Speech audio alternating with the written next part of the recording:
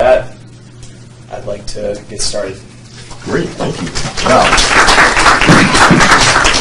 So, you probably have noticed that things have been kind of tough in the industry, particularly starting around 2014. I'm pretty hopeful things are really going to start turning around. And the thing, if you're interested, so does everybody want to go into the industry, the energy industry? Because it's, there are other things, but so here's the general question. So what's everybody's strategy after you graduate? So there's interviewing. So what are your plans to enter the industry? Folks have done internships. Have you thought about,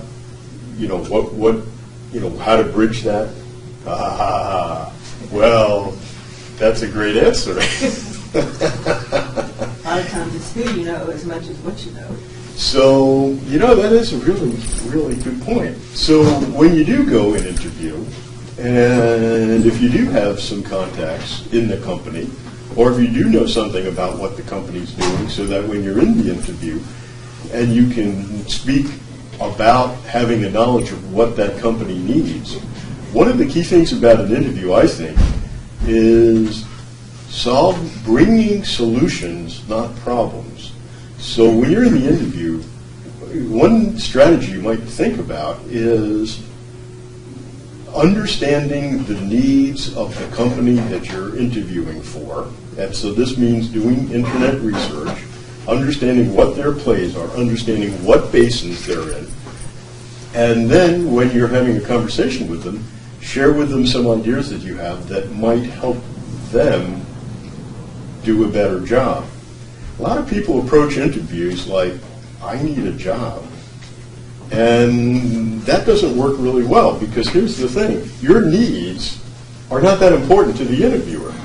Their needs are important to the interviewer. So if you can help them address their needs by showing how your skills and your experience and your talents can help them, I think it'll give you a good advantage.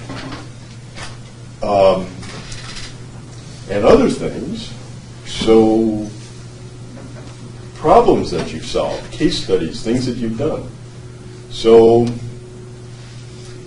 what other thoughts? What else should we talk about for entering the industry? What are the skills that people are looking for? Is anybody? So you're getting a great education, right? You're getting a good foundation. So you understand all of the language. So geoscience is this complicated language. It has all these crazy terms. So that's kind of like the prerequisite. You have to have that. So are you guys getting some business background? One of the things when we were here in November, there's a class that we sat in on here at U of H that has about business, I think it was energy economics, and I'm not sure whether it was in the geoscience department. So a lot of people, when they apply for a job, they have a geology degree. When I started in the 80s, when I started, basically we didn't really have any business background. We had a lot of geoscience, and at that time we were lucky because there was a pretty big need for geoscientists in the early 80s when we started. So we didn't have business. We learned it on the job. But these days, if you have any kind of business or investment background, it's a huge plus to have in your classes. Engineering. You might also say about computers and big data is very important too. That is a big one. So one of the things that we're hearing in these large basins is that for companies to really succeed, they need to crunch a lot of data. So imagine, so we looked at the vertical wells. So if you log that well, you have X amount of data.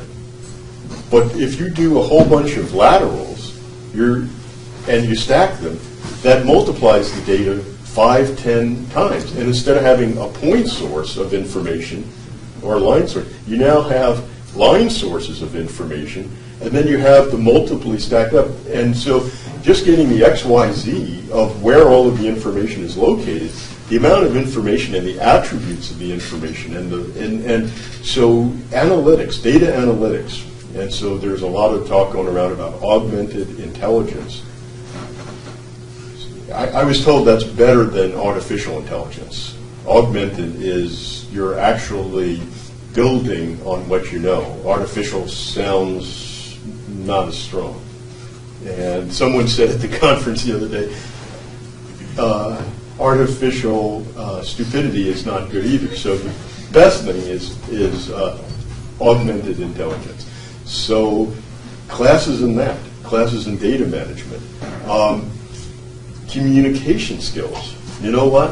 When I showed up at Shell, what I learned was that if you're going to get something done, you're working in teams. All of these things are done in integrated teams.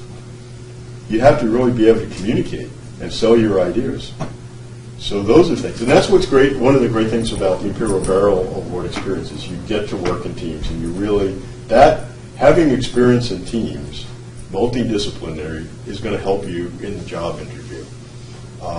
What else? It's 10 to 1. They probably have to get it. So, do you want to okay. get that picture outside? Yeah. You want to break for the photo before everybody's got to go?